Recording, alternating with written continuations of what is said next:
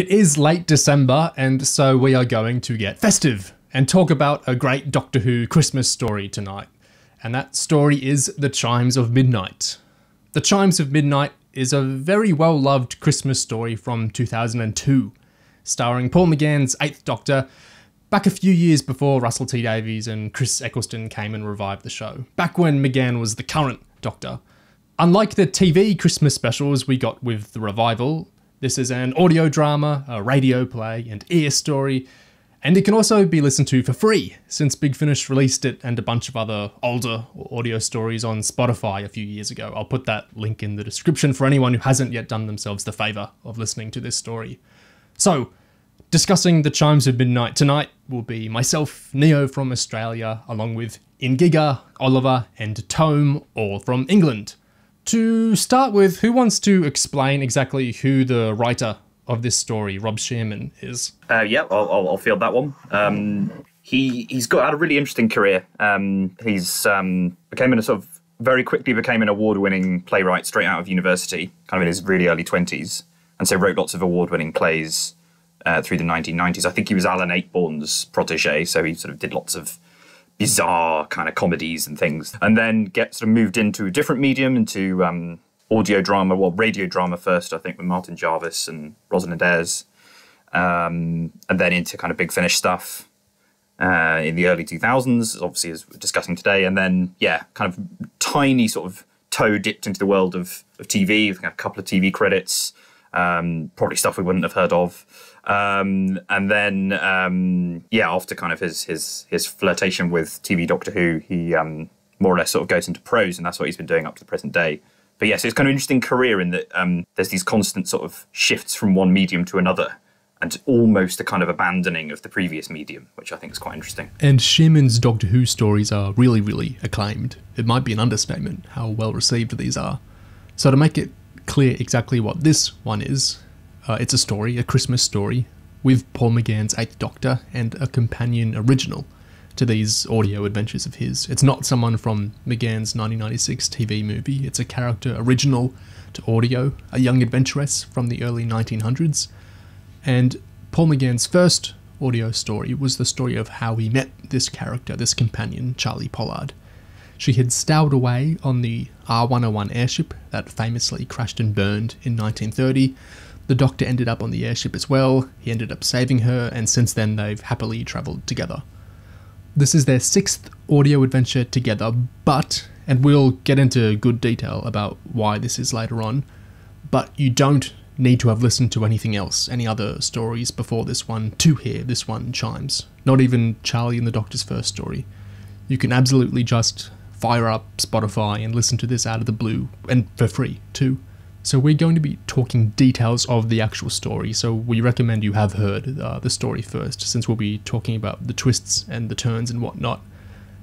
So on that note, who wants to describe the general story of this one, of The Chimes of Midnight? The Doctor and Charlie on there gallivanting around the universe, running away from Charlie's escaped death on a blimp, and putting off her appointment and a date somewhere else.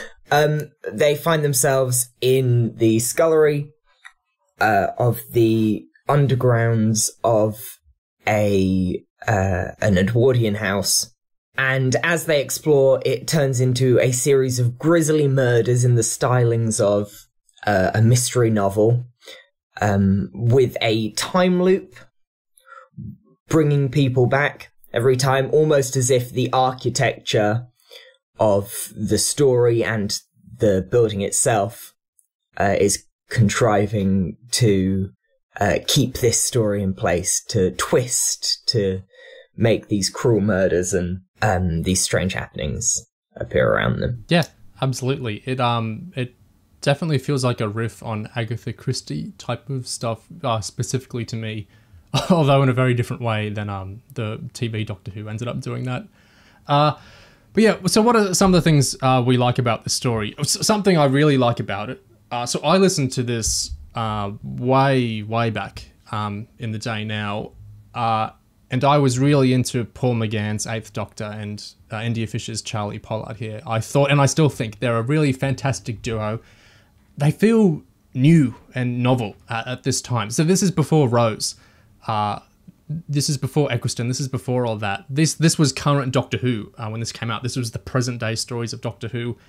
And their relationship and chemistry I find really fetching and interesting. Her as this Edwardian adventuress who...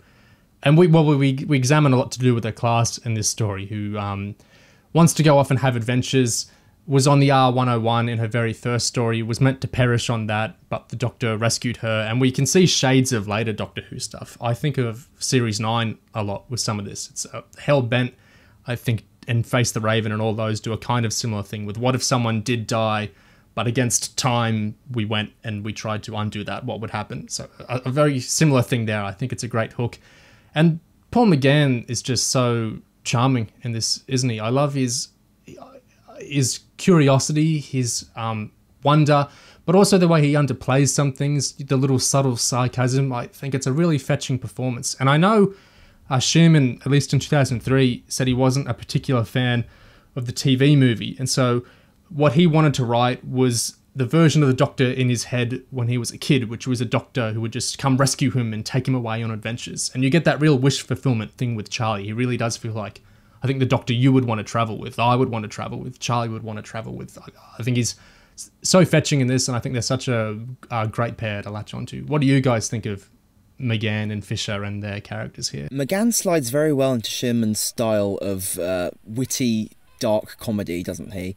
I think the way that McGann, almost snake-like, can kind of slide through a scene and glide through it and just be that slightly sarcastic, but slightly, but also never glib kind of presence.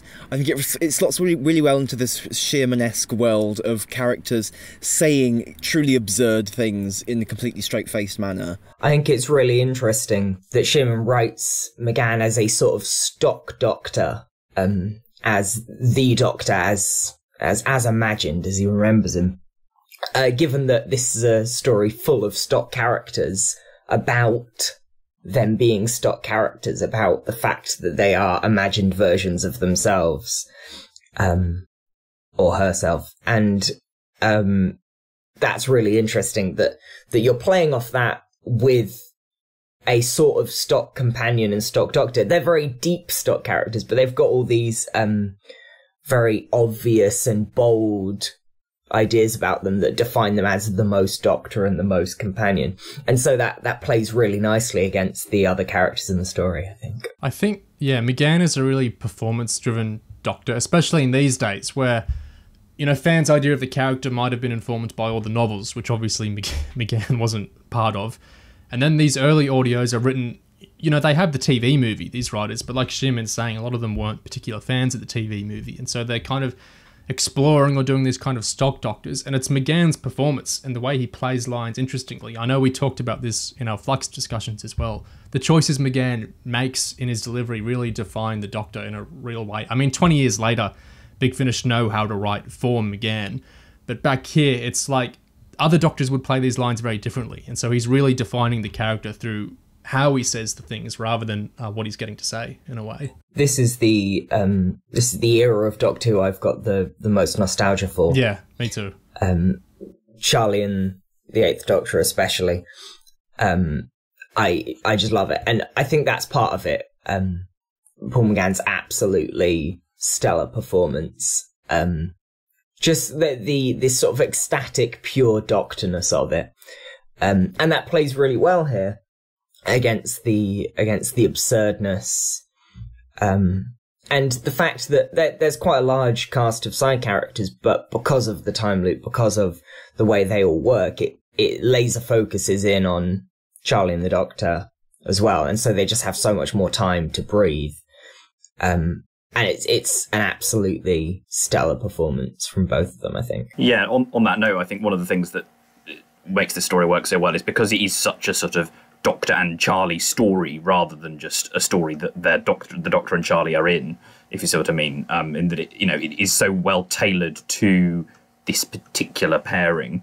As you say, to an extent, there's a sort of stockness kind of on their sort of inception, but the stuff to do with kind of Charlie's class, and obviously also this Doctor in particular is quite a kind of, he's a Byronic hero. He sort of suits the aristocratic kind of milieu kind of quite well, sort of slotting into the kind of upstairs, downstairs world in a way that, other Doctors might not, or certainly sort of Eccleston, for example, sort of might be a much more kind of at odds with that. So I think, there's a sense in which that works very well, but also because obviously, as I'm sure we'll get into, like a lot of the plot is very focused on Charlie and what has happened to her and kind of the sort of ramifications of that. It feels like maybe the first of the McGann audios, well, since Storm Warning anyway, that really kind of is properly sort of Charlie centric. I think some of the other ones, not to do them all a disservice, but some of the other ones are a little bit more kind of sort of regular Doctor Who stories that they happen to be in. Indeed, some of them were written for other Doctors, in fact. So, yeah. It feels very reminiscent of Ghostlight to me in that fact. Yeah. The fact that it is so keyed in on a part of the companion's history, and it's basically an emotional interrogation of that idea for the whole runtime. That's something that New Who does constantly, but at the time, Ghostlight's probably the best touchstone for that. Also, big scary house and weird time stuff, I guess. Yeah, and also the fact that the house is kind of evolving into a master almost of these servant characters, and that's extremely Ghostlight, isn't it? Yeah, it's like Ghostlight 2 almost. Like at the end of Ghostlight, Ace says that when she came to the house in the present day, she felt this big evil kind of suffocating it almost. This story is like if you made a story about that evil that's still haunting the house long after the bad shit's happened. Yeah, they're even both set before the companion knows the story, right? Because this is earlier in time than Charlie knows it, and Ghostlight's before Ace went there. Yeah, sort of set in the kind of companion's past almost in that sense, yeah. The other thing I was going to say is another classic Who story that I think haunts this one appropriately, but maybe less obviously, is the Space Museum. I think the first episode, I know Shearman's a big defender of the Space Museum. He's kind of talked about it on DVD documentaries and things like that. And I think the first episode, particularly, not really the rest of it, but the first episode really feels quite like the Space Museum's first episode. This sort of weird, atmospheric, Verity Lambert era style kind of prologue before getting into the main plot. And sort of, time's going wibbly and kind of the leads, the TARDIS team sort of separate from the main world where everything's going on. It's sort of Sapphire of Steel by way of the Space Museum, almost. Yeah, I believe he based each of the cliffhangers on a different classic Who cliffhanger that he liked, and the first episode's cliffhanger was the Space Museum, wasn't it? And then I think episode 2 was the Kinder Part 3 one, and I can't remember what the last one was, but there's sort of, that's definitely a thing. He that Space Museum influence was very deliberate and overt in episode 1. Oh, that's neat. The cliffhangers are really interestingly placed, I think. A lot of them are slightly counterintuitive. There's cliffhangers. There's moments that feel like they would be the most natural cliffhanger when the characters are in the most danger or we're coming close to midnight or whatever. But they end up being slightly before the actual cliffhanger, which ends up being, more conceptual, more based on the weird architecture of the story. You've also got, it's quite nice that whole first episode is entirely, because the cliffhanger is them getting brought into the story, it's entirely just exploring the space, learning the rules. It's entirely a Classic Who episode 1, right? It's sort of, again, the stock Classic Who episode 1, where we arrive at a place and we figure out how it works. I think it's interesting for all these other influences we feel in it, from Doctor Who itself and also very much Sapphire and Steel. And Upstairs, Downstairs, although I think a lot of that will be read as Downtown Abbey now because of how similar they are. I think it's interesting that for all that, it's still this story and this kind of run of stories as well, which, like Oliver, I've a lot of nostalgia for. This 8 Charlie run, it still feels so specifically defined, even for being a riff on all these other stories, Agatha Christie and all this stuff. And I think it's because the way it's focusing on the companion and kind of centering her story feels kind of... this was being done in McCoy's era in its way, but it felt like a big deal to me, how this is done and how this continues to be done over the course of the season and the rest of her stories. I feel like it's such a strong kind of story and type of stories that the revival, whether intentionally in some cases, like I know Rose Tyler was named with such a feminine name as part of RTD reacting against the more ambiguous names of the EU, like Sam in the 8th Doctor novels and Charlie in the audios.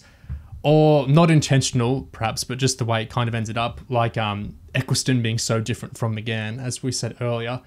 It's like the audios are kind of coalesced here into it was an incumbent run of the Doctor. It felt like the actual show itself, so much so that when the show came back, it was kind of doing its own thing away from this in some ways, even though I feel like this was kind of, in some ways, originating the kind of season arc that we would kind of eventually get on the show. I think it's just such a strong structure and style of chosen here with how they're focusing on the companion and the stories coming out of the companion's past and her character and everything. It can be considered a real step in the evolution of Doctor Who. You know, it's not like a side tangent that everyone just forgets about. It was really definitive in its own way. Yeah. And the strength of stories like this were a huge part of that.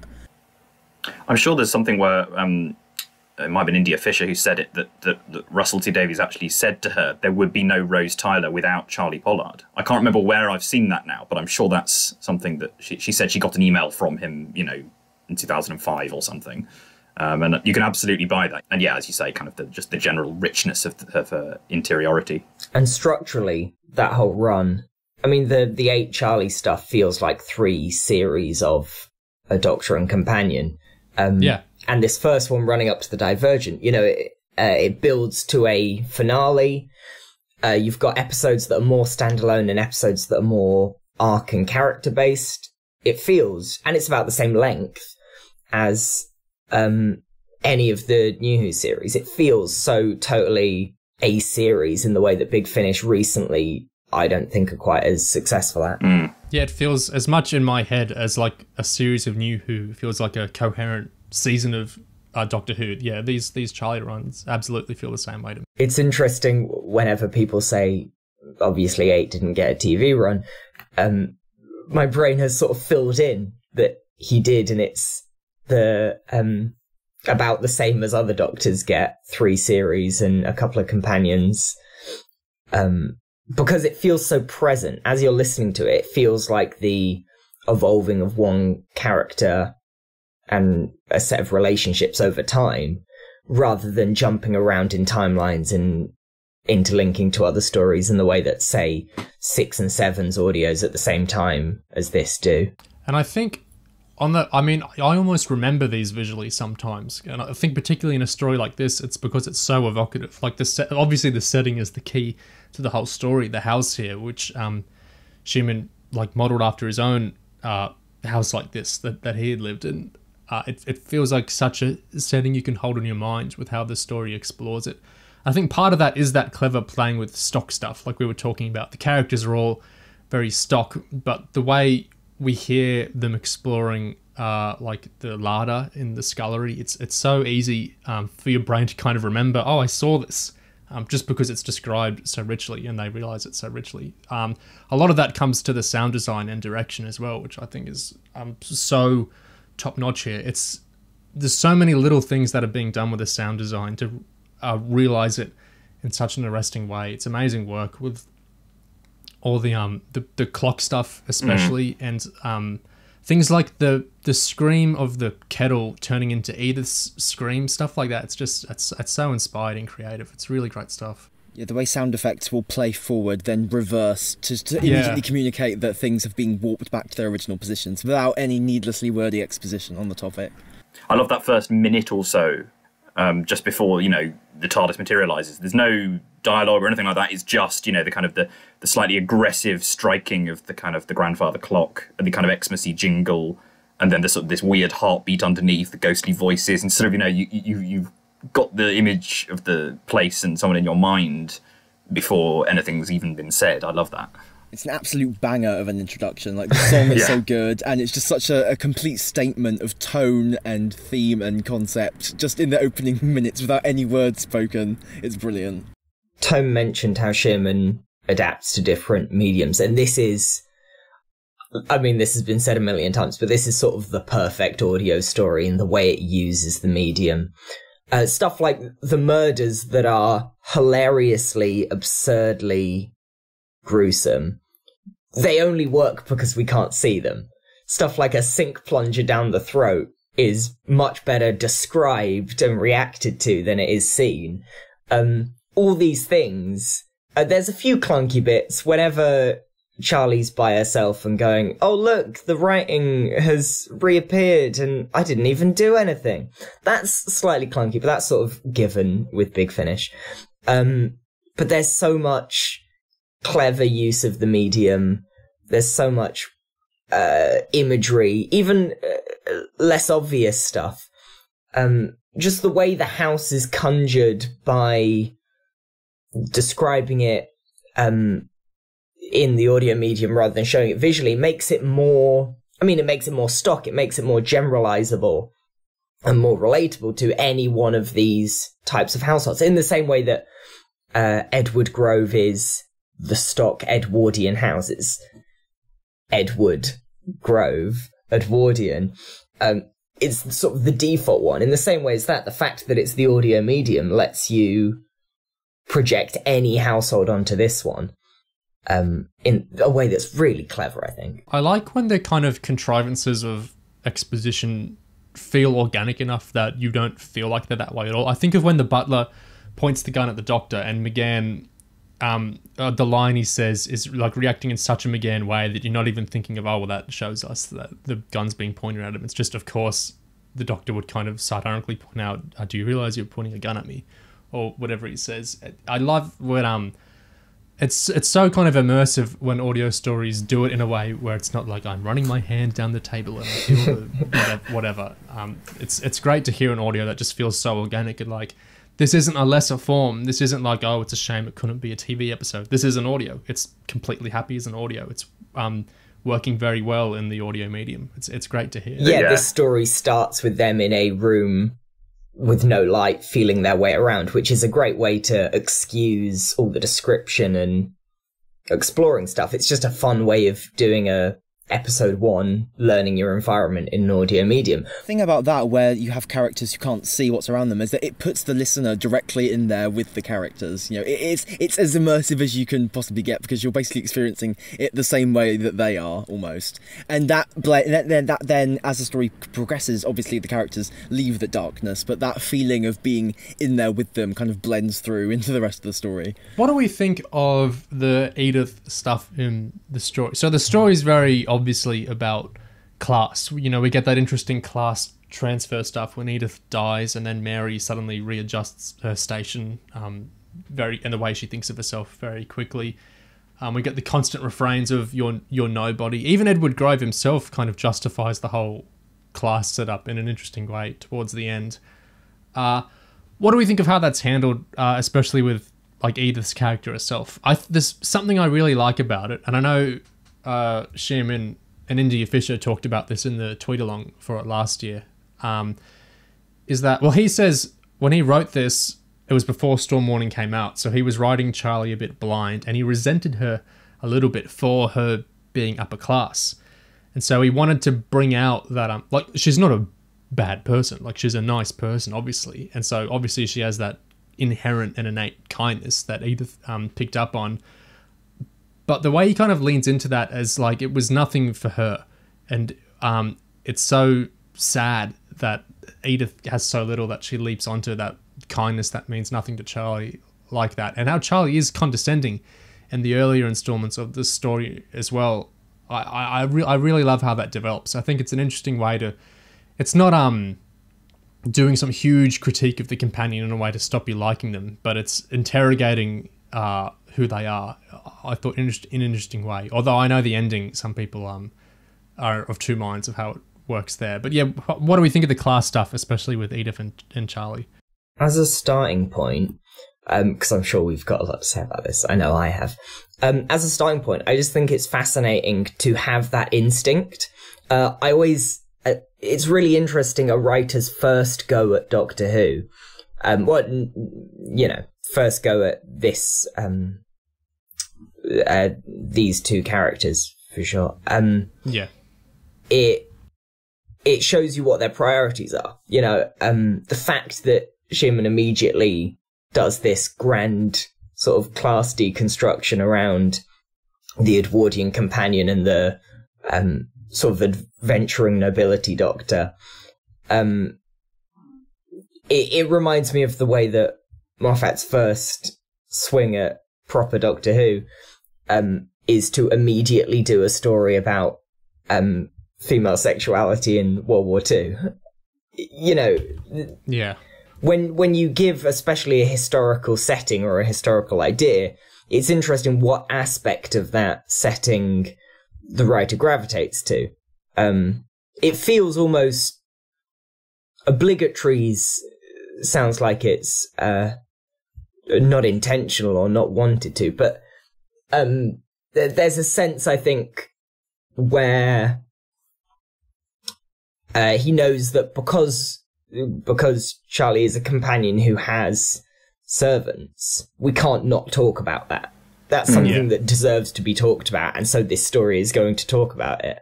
I find that really interesting, where a writer's instinct kicks in their early stories. And it's relief that Shearman's the one who did the story about that. You know, because right. I mean, you know, if anyone else maybe tried to handle it, it might not have gone as well. Whereas, obviously, with Shearman, who latched onto that concept so strongly and definitively, ended up producing, you know, really good story from it. Yeah, the Gattas version of this story. Just would have been totally undeconstructed love of kind of Edwardiana tropes, wouldn't it? I mean, it probably would have been quite fun, but yeah, it would not have been this. Yeah, no, I totally agree. The anger of this story is one of the things that I adore about it. I mean, I think, you know, obviously one thing people talk about a lot is, oh, the Chimes of Midnight is brilliantly scary, blah, blah, blah. And I think that hangs over its reputation almost too much, because I think it kind of it means that people assume the best thing about it is the scariness and the atmosphere and all these other things that maybe sort of typically remember from classic Who. And a lot of other stories that its shadow kind of hangs over, you know, there are various sort of other ones. I won't go to depth, but kind of other ones that people have said since, like, oh, it's the next scariest one since Chimes of Midnight and so on. And you listen to it and it's just sort of, you know, generic spookiness without any of the kind of political fire or sort of, you know, I mean, one of the things I love about the story is that, as you've already sort of commented, the kind of programmatic characters that sort of critique of the way that these people are defined entirely by their labour, their job positions. Yeah. You know, she's a scullery maid because she does the pots and pans. She does the pots and pans because she's a scullery maid, etc.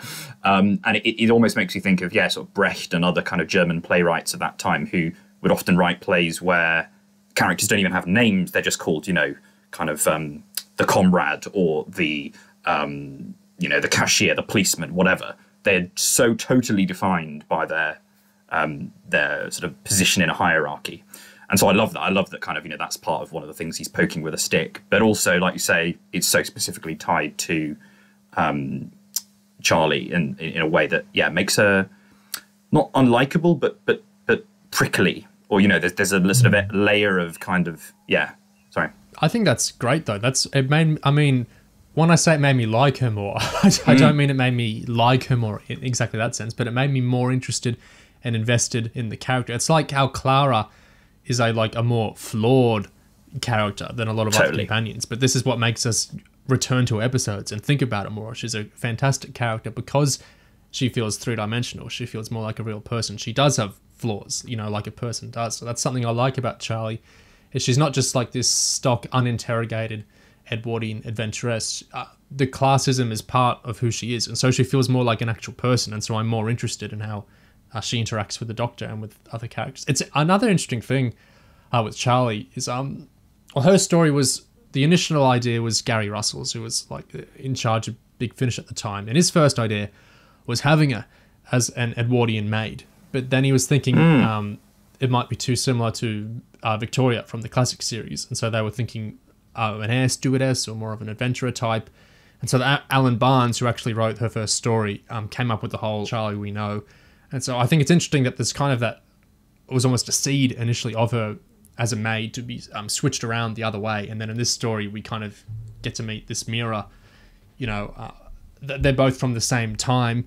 same house, but completely different people because of, you know, the arbitrary stations in a lot of ways. And that's why I like how the ending is when they're not defined by I'm a scullery maid or I'm whoever. It's I'm Edith Thompson is like the key to her living, is that I'm not my job, I'm not my labour, I am a person, I'm my identity.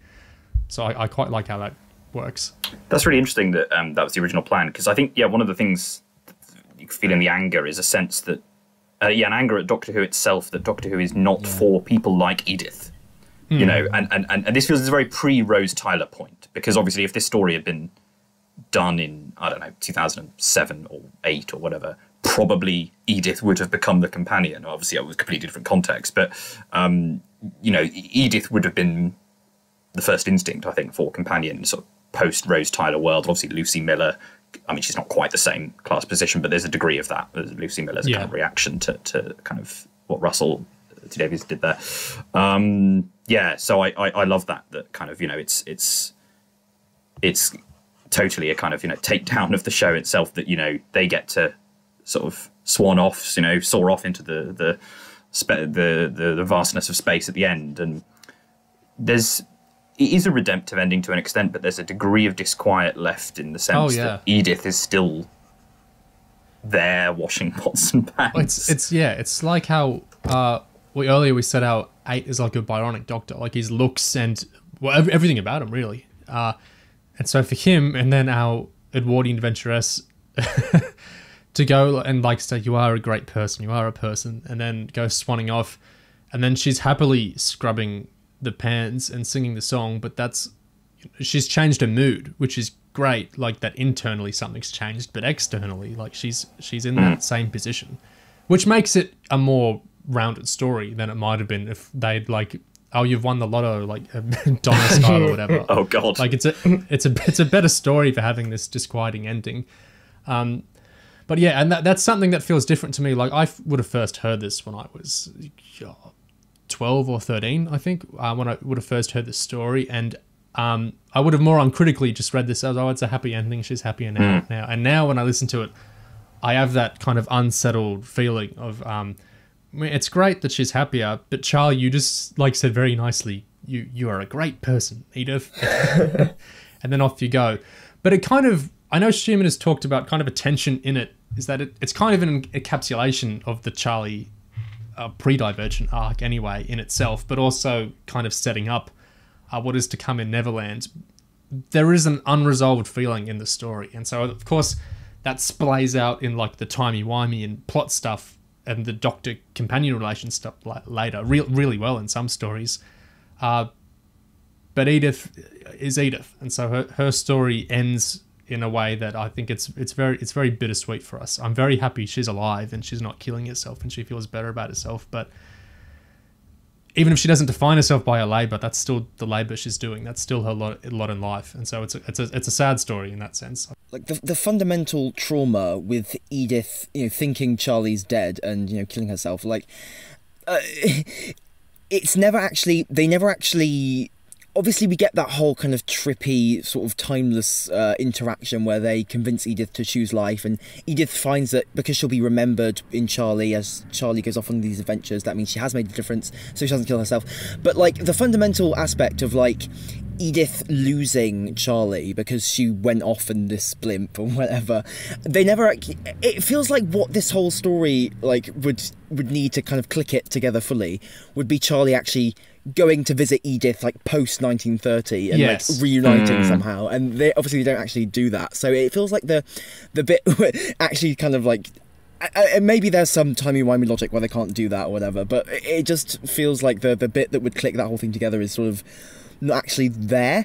And I think the whole time paradox logic with that, the fact that Charlie's supposed to be dead but she's alive and stuff, I think it does hinge a lot on this sort of funky time logic whereby it can't just be that the notification of Charlie's death that Edith got was actually just wrong because she got rescued by the Doctor. No, it's actually that time was fucked. And it's that whole thing. So like it's kind of running on the kind of ridiculous time logic a lot, and and that's kind of, I guess that kind of precludes solving and healing the trauma of the story in a sensible kind of straightforward way, I guess. I was just going to briefly say, I do think you could make the argument that the revelation that Edith, quote marks, died for Charlie could maybe become a little bit earlier in the story, and there'd just be a little bit longer to unpack it, explore it a bit further, what that actually meant. I think it basically works, and it is quite moving. But yeah, I just think it could possibly have kind of had a little bit longer. I think the 4 quarters of the story work well as they're separate parts, and obviously the story all hangs together, but there are parts of it where I think you can feel that it was, as Shearman has talked about in various things, it was kind of an improvisational story. Like, he didn't have the ending in mind originally as he was writing it. The story was evolving as he went. I feel like some stuff is so compacted into like the 4th episode and bits of the 3rd episode that you can really feel that. So there are some aspects of that. Although it makes me impressed that it's like Russell T Davies, these guys who are writing, under such tight deadlines and writing so quickly, write these things so much more coherent and brilliant than a lot of other writers who might slave away at something. It's just the way things go. But yeah. I like that bit in episode 3 where he basically explains the metaphor of the story to the audience, like through the character of Edward Grove. He's talking about how, well, even in their normal lives, they'd still just be going round and round in cycles, exactly like I'm making them do. Yeah. It's like, just in case any Doctor Who fans listening didn't get the theme of the story there. Yeah, we never really lived anyway. It was a great line. Yeah. It is an incredible story, and it's one of my favourites. And you can sort of see how it was rushed. You can see bits that don't quite connect. You can see ideas that really needed moving about or setting up earlier. But the writing instincts are so strong that it manages to hold together anyway. I think there's something really interesting we were talking about the way that things don't quite perfectly politically resolve. There's a feeling of tension that remains even afterwards. And I think there's something really interesting in the pairing of the 8th Doctor with Edward Grove, the actual manifestation, especially when the 8th Doctor's, investigating all this stuff and he gets to talk to Edward Grove face to face. In that, obviously, Edward Grove is the class structure. That's the metaphor. That's what he's standing in for. The architecture of class, literalized in the architecture of the house. But the fact that the Doctor isn't a straight up, he's not set entirely against it. There's this really interesting dynamic between the two of them where he's against all the murders and he's furious about the whole thing, but he's not quite right. The Doctor's not quite on the money, and every time he points out that something's horrible, he's not quite getting the full picture. He'll say, "Oh, you're murdering these people again and again. It's sick. You should let them live the lives they deserve of scrubbing pots." He's just not quite got it, which is really interesting because of course he hasn't. The Doctor's an aristocrat. But playing up that tension and not feeling the need to make the Doctor a straightforward hero and representation of the moral viewpoint of the story. I really enjoy that. That's really great. It's this maturity in the writing. I think a lot of this stuff where some Doctor Who writers might be more inclined to write the Doctor more uncritically, or even to not have these writerly instincts we were talking about. I think some of that comes to, like Tome talked about at the start, this author has done a lot of stuff. He's worked in a lot of mediums and he's written a lot of stories. There's a real encompassing quality to, I think, what he can do. Other writers, particularly less so in TV, but I think more so in these extended mediums like audios and novels, is sometimes it can be a kind of little industry of its own of the same people who might be writing Doctor Who books, and like that's what they do, and they might be quite good at it, some of them. But when you're only writing Doctor Who stories, Unless you're someone like Stephen Moffat, I think you're going to kind of be tempted into getting blinkered in a way into the way Doctor Who itself works, which is less interesting than a playwright with their own style, bringing that into Doctor Who and kind of injecting into Doctor Who their own kind of ideas and in ways other Doctor Who stories might not be written. So I think that's just another great thing with fresh blood or people with real experience in other arenas coming into the coming into Doctor Who, whatever you want to call it at this point in 2002. I think that's a real boon to it. Yeah, it's really interesting seeing this in the context of Shearman's wider work, because there's a lot of things that kind of crop up of kind of repeated motifs. So sort of Edward Grove is obviously slightly played as a kind of disturbing child almost of a kind of there's a whole imagery of you're my parents, the Doctor and Charlie, and there's this thing of kind of children killing fathers. I think a dark Christmas also keys into the class thing a bit, because when you have these Christmas festivities in a posh house like this, it's the servants who have to kind of buck up and do all the stuff, make all the plum pudding and stuff. It's the fact that all the special occasions and festivities and shit going on in upstairs are fueled by increased burden on those downstairs. So that's kind of, I think that's kind of how setting it at Christmas kind of enhances the drudgery, I guess, of the underclass. There's that great early exchange about Edith, and she's not she's not trying to be political by saying this, but just her innocent little observation. Oh, well, aren't there more of us? So how come we don't get the bigger plum pudding? Wouldn't that make more sense? Christmas is a great way for highlighting those kind of class things. I mean, it's a Christmas Carol, isn't it? Dickens did it first. Yeah, the classic Christmas story. Yeah, and that's something. I prefer Moffat's Christmas specials, but I know when Tom debated me over this, his thinking RTDs were better. He highlighted that they lean into more of the uncomfortable and sometimes class aspects of Christmas more, which is it's a big part of Christmas stories. It's a great thing about them as well. Shearman himself, so this came out in February of 2002. Why did this come out in February, you might think? This is a Christmas story. Why not December? Well, this wasn't commissioned as a Christmas story. This was commissioned as a 8th Doctor Charley Season 2 story, leaning on the timey-wimey stuff to do with Charlie surviving. Shearman came up with all that Christmas stuff himself. He said why he liked doing that is because Christmas as a setting is quite ritualistic, and so that the time setting of the play being ritualistic made sense. You don't get many more rituals than you do at Christmas, which is one of the reasons he loves the time of the year so much, and me too.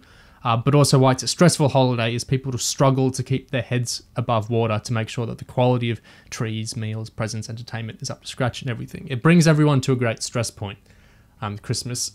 But it's funny that it got released 2 months later. There's a few other contemporary things with that which I think are interesting. One is that it's 2021 when we're recording this. Most people don't listen to this audio in February. Most people will listen to this audio in December. So even though it was released months later, it becomes in retrospect, I think, a Christmas story very much. So on a similar note of when it came out, so in February 2002, the composer has talked about, Russell Stone has talked about, so when he was writing the music for it in around mid-September, 9/11 happened in New York, and so he says, like a lot of people at the time, I was in a state of shock at such a traumatic event and the thought of what retaliation might follow. My girlfriend was on holiday in Mexico at the time and I was really worried for her safety. It's probably the only occasion I felt glad about having a deadline to meet, because it gave me something important to focus on instead of staring at the TV in shock and bewilderment at those recurring images of death and destruction. And then he says something really interesting, which I never thought about before, but which is something I think listeners in February 2002 might have thought of, which is that the irony was that the final episode of Chimes was full of Charlie's memories of twisted metal and people screaming when the R101 crashed. When you're sitting alone with the headphones on for hours at a time, writing music to convey pain, anguish, and profound sadness, you can imagine the effect it has on your mind. I hardly slept for days. And he goes on about that. I never would have connected the R101 with 9/11 like that, but I think it's so interesting that that's what the composer was thinking about, and you can totally see that. And I think it would be very macabre, and Doctor Who shouldn't tell the story of like, what if the Doctor rescued someone from the towers and went off on an adventure with them, but it did crazy things to time. But separated through all the years, it's kind of a similar thing with the R101. And so I thought that was a really interesting way to think about Charley, and to think kind of in a different way about the stakes and the nature of this story. I thought that was a really interesting thing. Yeah, that's fascinating. When the story came out, like when Moffat first listened to this in 2002, this might have been in their heads a lot more than it is for us 20 years later. So I think it's really interesting to think about the actual contemporary February 2002 aspect of it all. Especially in the sense of, yeah, sort of viewing the R101 disaster as basically, well, maybe not quite, but kind of to some extent the 9/11 of its day. Yeah.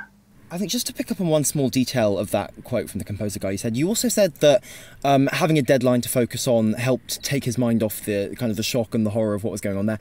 And I think that connects to the idea of that ritualistic Christmas celebration as well, and how that manifests in the story, because all the characters are doing these rituals like the plum pudding and stuff, and in a way having these I guess these tasks that just occupy their minds, these mindless rote activities, is sort of in a way also kind of something that I guess hypnotizes them into not thinking about just, I guess, the crushing realities of their situation, I guess, in a way. Yeah. Like you can compare that. Just the idea of having something to work towards, like everyone does at Christmas, and how it's so stressful, is in a way sort of I guess sort of blots out the wider or more horrible realities, perhaps. It's really interesting because it's as concerned with ritual as the Holy Terror to an extent. I mean, the Holy Terror obviously has all these bizarre kind of crazed rituals going on in it. And this is basically the same. It's just that obviously, even though it's an Edwardian context, kind of Christmas is much more familiar. So the world seems more, I suppose, mundane or ordinary at least. So it's one of the rituals that we actually do, rather than in the Holy Terror, where it's all sort of kind of, I suppose, vaguely Renaissance era type kind of castles and kings and princes and assassinations and things. And I love that. I love the kind of the way repetition is used in the story. I mean, just the story kind of almost has a sort of patter or kind of language all of its own. Sort of the way Mrs. Badley's saying everything is a veritable something. And obviously Christmas wouldn't be Christmas without the plum pudding. It's so famous that you can get it on a T-shirt now, I believe. And just, there's all these kind of things I think add to the why people love to listen to it every year. It's that sense of, it becomes its own ritual of, it's that familiarity, doesn't it? I love that. Yeah, the repetitive quotes and stuff. Not only, I think there's something cool that happens over the course of the 3 episodes, because when they start off, they become a great running gag in themselves, which is every time they say something that they've said, several times before, it almost gets funnier. But then by episode 3, when the cycle has reset and we're back to the start, it's kind of not as funny anymore. And kind of the humour starts to wear off a bit, which is great, because I guess you just feel the sense of how something goes from being silly and kind of funny to kind of just being soulless and creepy. So it's really good. It's how there's a sweet spot with the repetition where once you go past it, it just stops being funny anymore, and that kind of really conveys the kind of the horror of this endless cycle the characters are trapped in. It's one of the things that Shearman's best at, is playing comedy and horror at the same time in the same way. Yeah, and I think he realizes that there's such a thin line between the two that horror is often.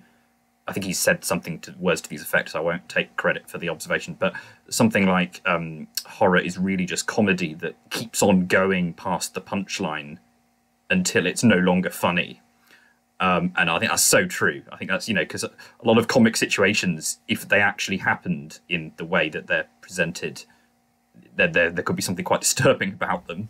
He's talked about as well how some people will receive the story as more comic and others as more horrific, and they might be confused at our reaction that way, and how horror and comedy are so similar because they're the genres that are there to coax a physical reaction out of you. They want to make you gasp or scream or laugh.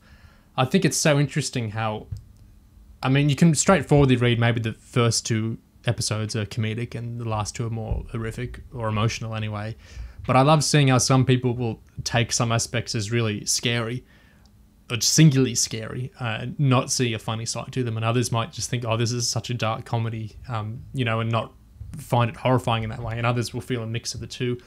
I love that. It's so interesting, that fine line, 2 sides of the coin between them. It's really interesting stuff that he plays with there. My biggest emotional reaction isn't really to a horror or a comedy thing. It's the really excruciating, I don't even know what the exact emotion is, but it pains me. And it's where Edith is calling Charley like her best friend, and Charley's like, I barely talk to you, I'm not worth this.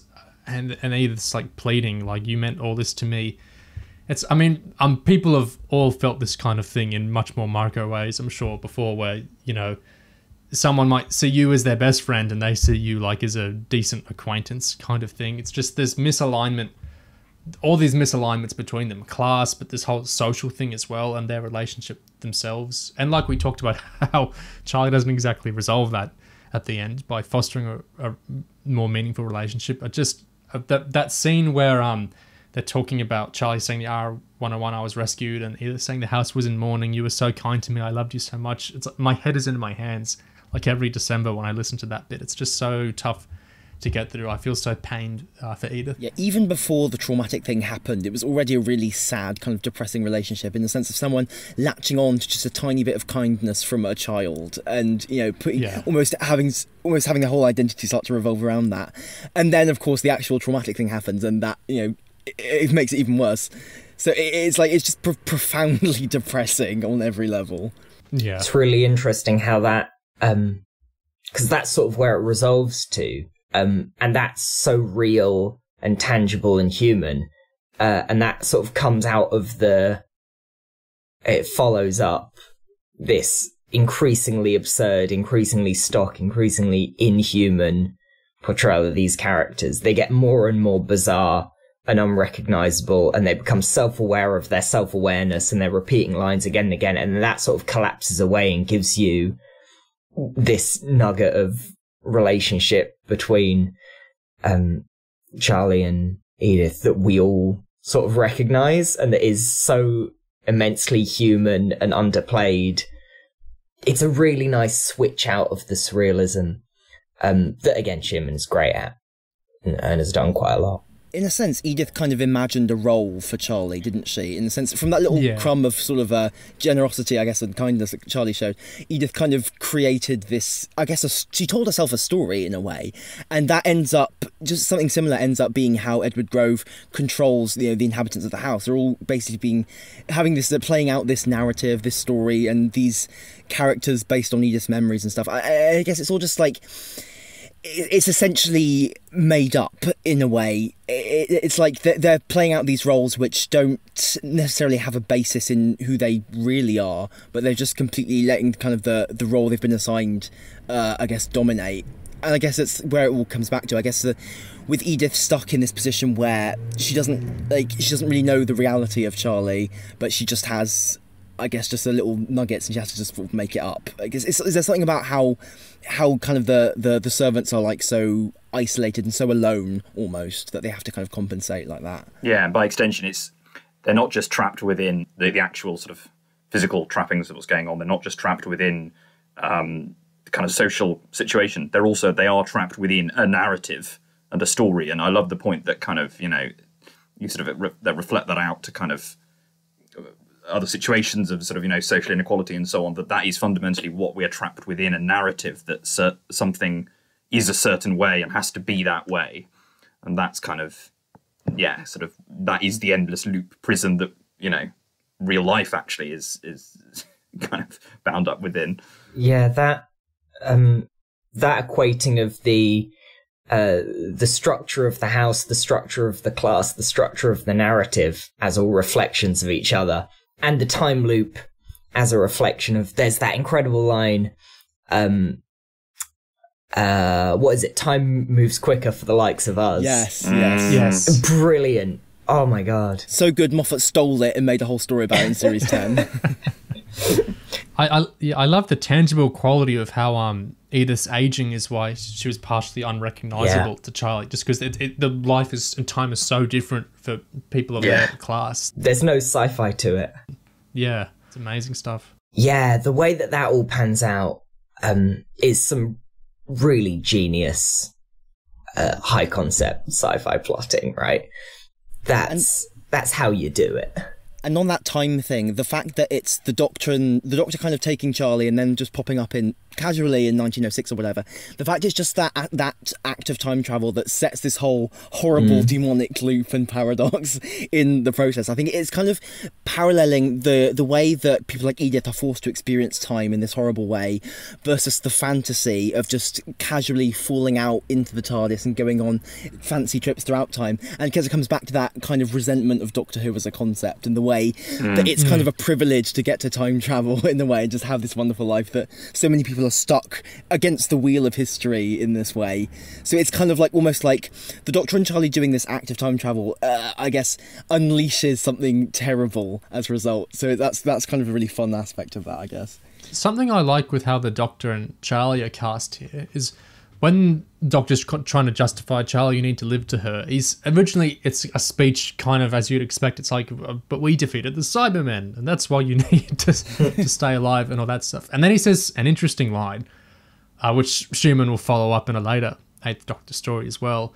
And it's talking about her role in his life, because he says, without you, I would just be a lonely old man rattling around in the TARDIS with no one to talk to. My life going round and round without meaning. My life going round in circles. And you need me. Without me, you would never, go on all these adventures, see new suns and everything. And then he brings it back to the more, happy, lucky Doctor Who thing of, you have made a difference to the universe and everything. But I think it's really interesting how he kind of folds in that narrative thing of I need you because I need someone to talk to, and I would be bored, or there wouldn't be much time structure really to my life without someone like you, and you need me because what would you be without me? There's almost shades of the we're nothing, we're nobody, that the servants say to the Doctor and Charlie. I feel that kind of in the Doctor companion relationship there slipping out in that little exchange. I think it's a really great note. No wonder Shearman kind of extrapolated some of the ideas there out into another story later. Yeah, it's playing those notes of codependence. Yeah, it's really interesting how their relationship is kind of, dependent on each other in that way, like the upstairs is eternally dependent on the downstairs and vice versa and so on. Although, I wonder, it's an interesting, in a way that this has been done with Charlie, obviously, because with someone like Lucy, there might have been a slightly, it would have been coded in a different way, because clearly those two are kind of obviously polar opposites. The Doctor's this kind of, as she constantly says, posh ponce and all the rest of it, and she's kind of, very much sort of more northern working class woman. And so, I think that's quite interesting that you can imagine a perhaps even pricklier version of that beat being done with Lucy. I'm not sure such a beat ever really exists in the Lucy stories. But I think that's interesting. You can kind of almost see a parallel in how the Doctor talks about Charlie in that sense, with how with Edith's relationship with Charlie as well. The way that Edith kind of needed that small nugget of, I guess, almost like some sort of imagined relationship with Charlie as a speck of meaning to hold on to. Like, the only reason she made the plum puddings was because of Charlie's sense that Charlie was the thing that, I guess, gave her all these rituals she was doing a shred of meaning. And in that same way, the Doctor is almost like, Charlie is almost that to the Doctor as well, except obviously they interact more, they have more of a closer relationship. But I guess it's interesting how there's that parallel there between both of them almost using Charlie or projecting on Charlie.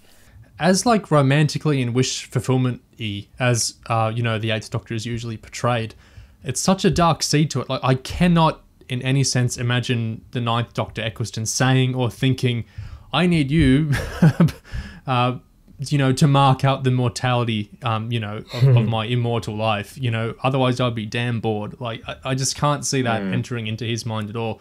But with the 8th Doctor, it feels very much his character, kind of cloaked to himself, even in many ways, with this persona he builds up for himself and performs, the romantic kind of persona. But there's such a fascinating little dark seed there. And I think more than one audio story is played on it as well. It's a really interesting note of his character. Really interacts well with the class stuff in the story. It's just for all the rushed nature of it, it's amazing all these little coherent and fractal links between the characters and events. It's just so pleasant to listen to. And it's why I think people like me and others will listen to it every December, because there are these new little nuggets you'll draw out of it, pretty much every time, because it's so well written and so well realised by the cast and the director and the sound and everyone, that there is more to draw out of it. And it's partly just the strength of the characters as well. Even as early on as here, there are these aspects of the 8th Doctor that will be built out later, and there's stuff about Charlie that's already this interesting kind of friction with how we might feel about her after the classes stuff in this story. It's just, it rewards re-listens, I guess, in a way. One of the things on that I noticed for the first time listening to it this year is that when they get brought into the narrative at the beginning of part 2, you know, sort of crossing that episodic threshold, the Doctor starts sort of making excuses, trying to explain their presence, and all the characters are just like, oh, you don't need to explain yourself, you're an upstairs person. Well, yeah, of course you can be here. Yeah. That's so fantastic. It's playing what would later be the job of the psychic paper or something like that. It's playing that in a way that sets up immediately what the story's about and then the logic of the story. I've written a bit about how sort of the central mode of Doctor Who is a show where on a weekly or monthly basis we arrive in a new type of story, and the drama of the show is trying to figure out how that story works, you know, and usually saving the day or escaping or whatever resolves by having figured out how the logic of this week's story works. And this is sort of the definitive example of that, because the story literally has its own rules. It's this little world that exists isolated from everything else. Upstairs isn't real, which is just such a fantastic metaphor. And is played so the Doctor's like, oh, I'm sure that upstairs isn't real. If I went to the top of the stairs, it wouldn't exist. But that whole logic of figuring it out week by week reminds me of something like Oxygen, where you only figure out the narrative plot stuff, how to beat the problem in this sort of in-universe way, by recognizing the theme stuff. Yeah. By coming to terms with the politics of the situation, you understand the laws of the story, and so you can figure out how to win. That stuff is very clever. That's how you build your theme into your complicated story, without having the complexity of the narrative detract from it. Yeah, it's a great beat as well, isn't it? Because it kind of subverts the those endless scenes in classic Who stories where the Doctor has to keep saying, no, I have credentials, I am someone you can trust, and they don't listen to them. This time, you know, Shaughnessy gives them the cover story, the alibi, before they can even make one up. He just gives them one. It's brilliant. Yes, it's convenient that they arrive in a story that's being written for them and written around them, rather than one that they're, you know, sort of, I guess, butting up against or have stumbled into in some other way. There's all that stuff about the Doctor as the detective, how this plays like a mystery narrative, you know. Christy gets name dropped, and I guess the way in which Edward Grove kind of entangles the Doctor and Charlie into this mystery narrative, but ultimately knows that there is no actual way. You know, solving it as a mystery does not actually solve the problem, because there's no killer. It's just the ritual, I guess, going through the motions of the detectives asking the suspects and stuff. And it's kind of almost how that format and that genre just plays in to the cycle and the assumptions at play here without actually digging down to the underlying problem in a way. So you could almost read it as maybe a bit of a snark towards that whole mystery, murder mystery genre, which I guess is kind of interesting. Yeah, which also is echoed, isn't it, in the kind of the use of such stock characters. Yeah. Because, I have a fondness for Christie, but obviously there's absolutely a sense of kind of, characters defined by kind of very kind of sort of quick to sketch in a certain role or position. The butler did it. Well, yes, although there's a great joke about that, isn't there, in Chimes? Yeah. Whoever heard of the butler doing it? Yeah. I think it's part of what people like about not just Christie's novels, but kind of the genre in general, is that it's like any genre. It's like why people like fantasy or sci-fi as well. It's the familiarity. Like, you can subvert these stock tropes. That's great, but the audience will come into it and they'll know the general idea of a butler in a story like this. They'll know the general idea of all the drivers having an affair with them or whatever. Like, this is all stuff we kind of have as shorthand. So when it's played straight, we can laugh at it, and when it's like subverted, we can go, "Ooh, that's rather interesting." I think it's a joy of the mystery genre to an extent, is the recognition of these kind of archetypes. And the reveal that the reason the characters are that way is because that they're amalgams from all the different characters of the people of this, professional archetype that Edith met throughout her career. It's kind of really kind of brings that together. That's really good. So all houses, butlers, maids are totally interchangeable and kind of Yeah. It's coming back to that definition of labour stuff. Like, she's treated the same by any butler because she isn't Edith Thompson. She is the scullery maid. They are the butler. It's like these locked in positionings. Yeah, I really like that note. That's a great part of the story. And even when she's a cook, she's treated the same way as well, isn't there? There's the implication. Yeah. When she's got a kind of higher. Yeah.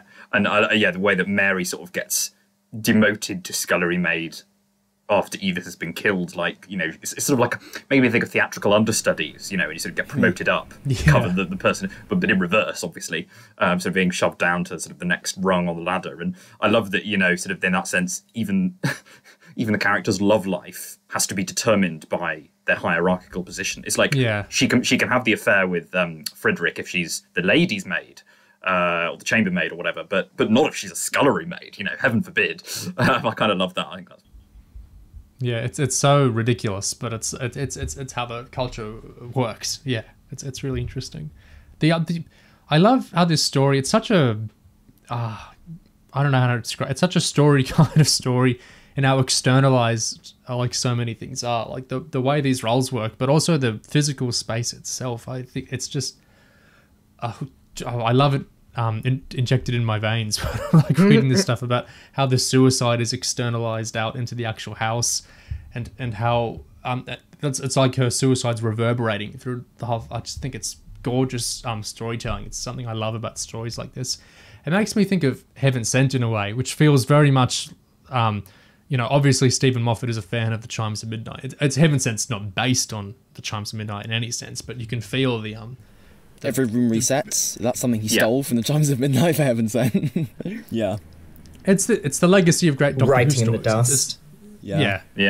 Well, it's like this. How we were comparing it to Ghostlight as well. It's a great thing. I'm happy for all these brilliant stories to exist and riff off each other.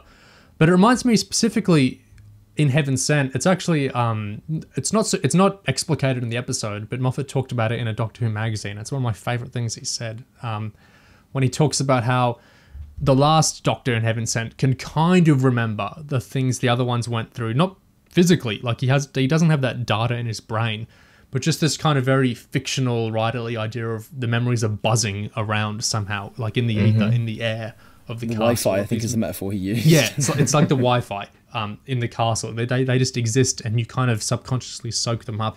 I love that Edward Grove, the house, it's like that of the suicide. It's like the suicide just kind of buzzes around everywhere. It's what's created the time loop. It's what's driving the whole tragic nature of the story, why this is all happening. I just love this sense of like something so tragic and awful to externalize in this way. It's just such a beautiful thing you can do with these like kind of fantasy stories. It's a really interesting spin on the idea of a haunted house, isn't it? Because obviously the idea that a traumatic event, someone dies in a house and that ends up haunting the place, like that's kind of played out a lot in fiction. But here, you get this version of it where the house is haunted, but by the people who are nominally alive, in inverted commas, inside it. So rather than sort of ghosts floating about the place, it's just the sheer fact of this event happening again and again and again, which is kind of the source of the haunting. And I think the whole idea of a house, or I guess a place absorbing things that happen in it is really interesting, because I think it reflects the way in which space, architecture, geography, design, whatever, urban planning and all these things, the way that they kind of create our psyche by the way they dictate our movements and stuff. So it's really fascinating to get stories where that almost plays out in reverse and the events kind of shape the space, if you know what I'm talking about. Like it's I was gonna I forgot to mention, I was thinking Alan Moore when I was talking about this externalization stuff. Yeah, it's this great stuff, the geographic space, like interfacing with the time and the emotions and the actual history of it in like a physical way. It's just beautiful stuff. It's part of a long tradition of kind of Ballard and high rise and stuff as well, isn't it? And Paradise Towers, of course. Yeah. I think on the topic of rules and story rules and the way that all of these things we've pointed out about how great how great it is in the way that the themes intersect with the rules of the story and such.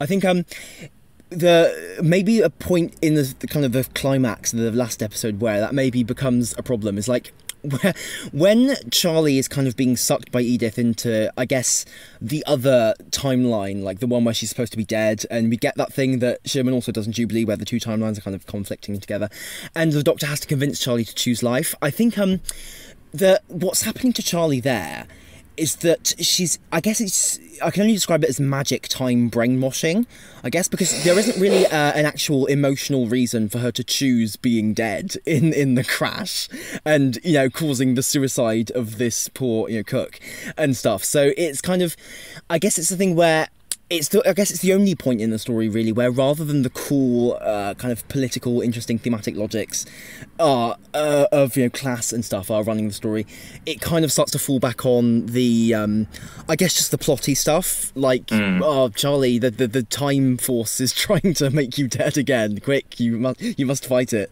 and it's quite intangible. And I'm relieved that that's not the real climax, because the real climax is right after, when rather they instead have to convince Edith not to kill herself instead. But like, it's still, I think it's you can kind of see, like, Shearman kind of expressed anxiety about how he was kind of rushing the story together, didn't have the ending planned out, and you can kind of see, I guess, the gap there where, like, he has to kind of fall back on the kind of bullshit time logic, but he manages to get it back together, and because the real key of the story is Edith, I guess, and just establishing that even though her life is miserable, it still has meaning by dint of being alive and her having lived, I guess. Yeah. Not much else to say on that point, is there? Yeah, no, it's one of those things. These kinds of stories, these super conceptual, the space is the theme and the theme is the story, and the way that everything folds so neatly into everything else, you often end up with this kind of beat where character is overridden by theme or the rules of the narrative that you've set up. And I think it's okay in Chimes. Like you say, it's not the real point. It's not the actual climax. But there is a bit of that. Charlie getting sort of morphed into the narrative structure, and the other version of herself. It's sort of, it's held together enough, I think, by the thematic relevance of it, that it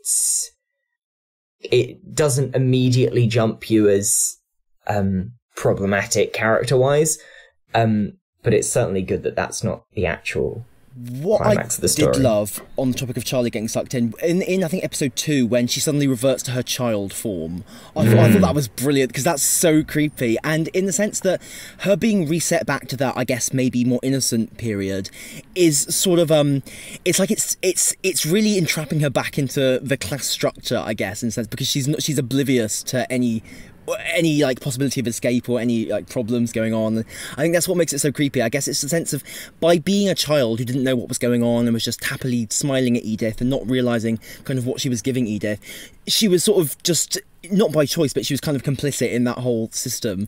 So her being reverted to a child by the house is such a really scary prospect. I think probably scarier than the whole thing of time trying to suck her back to the R101. I think just that possibility of her being made back into a child with no idea what's going on. I love that scene, and it's just and it just fits so well for Charlie. I think the possibility of being sucked back to her old life. Could you argue as well that, that it's about how the class structure infantilizes people as well, to an extent? Yeah. I mean, that's part of kind of what's going on there. It's another classic Shearman motif. Something interesting, a road not taken with the story, I think, is interesting, is that the original treatment, the original idea for the story that Shearman submitted, was that each episode would be a different time zone. So that every episode the Doctor would go up the stairs and he'd find another servant's quarter in the next time zone. So he'd go up from where we start, early 1900s, up to the Second World War, and then up to the 60s, playing more on that kind of geographical space of how he's trapped in the same place forever, but like temporally it's moving. And Gary Russell said, not a great idea, because literally the next story in the season is another audio story I absolutely love, Paul Cornell and Carolyn Simcox's Seasons of Fear, which is really super based around each quarter of the stories in a different time setting.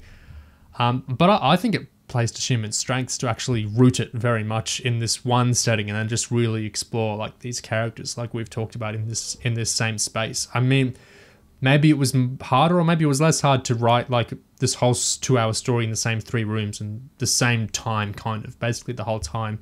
But I think it really worked. I think it might have crowded out the story a bit to introduce that whole moving through the time zone aspect. See, regimenting out the time periods like in that original treatment, I think that would kind of go against what works so well for the story, which is that the times slide into one another. You know, it all melds together because this cycle is so erosive of, like, I guess, actual events and time and meaning. So it works so well that instead we get these characters confusing what time or what anachronistic details they're supposed to be aware of and what they aren't. And just the way in that enables him to write these characters as sort of doing a performance which they occasionally get wrong, in a sense, because reality has been so worn down. So, like, the final version of the story, it's like such a fantastic and more interesting take on the concept. There's something neat about the universality and the continuation of the class structure, right? As you get closer to the modern day, nothing fundamentally changes. That would potentially be really interesting. I'd quite like to listen to that version of the story. But I agree that it loses neatness and it would be less focused on specifically Charlie's experience. Right. I guess if you were doing this on TV, you could use visuals in a way. Like, you could have, I guess, details of the setting kind of changing in real time, like visually. Like, you could have it morphing from, like, I guess, old-style clothing to slightly more modern, stuff like that. But obviously in audio, it's like those things aren't there. You don't want Charlie describing, look, she's dressed differently now. You know, that would be ridiculous. 2 points on that.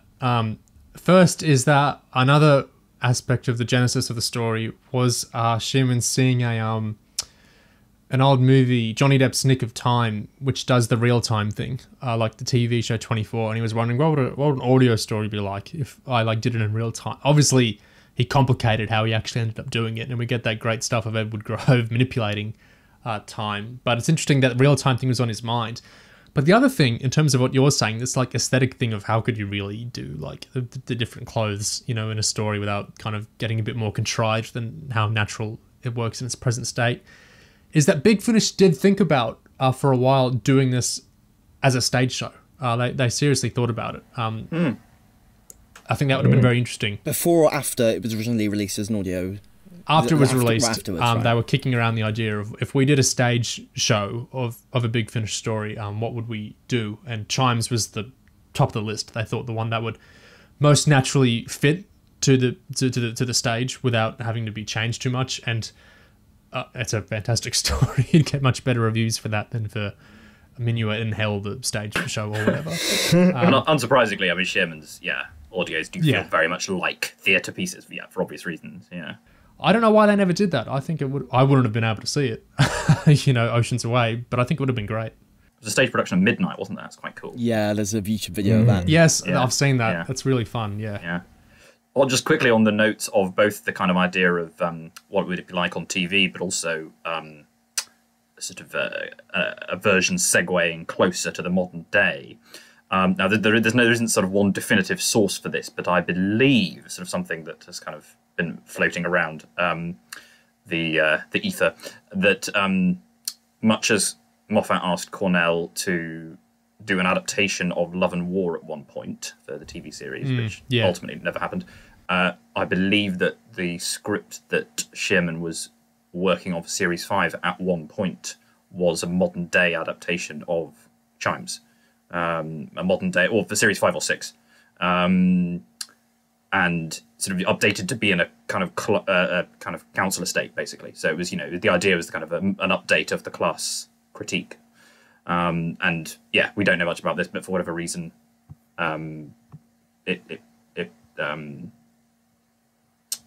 he just couldn't get it to work, or and so the kind of the whole thing was dropped. And in the end, we get Gatius's night terrors out of the council estate setting. So bit of a feeble trade-off there. But anyway, So I think that's really interesting that it was discussed, the idea of an adaptation.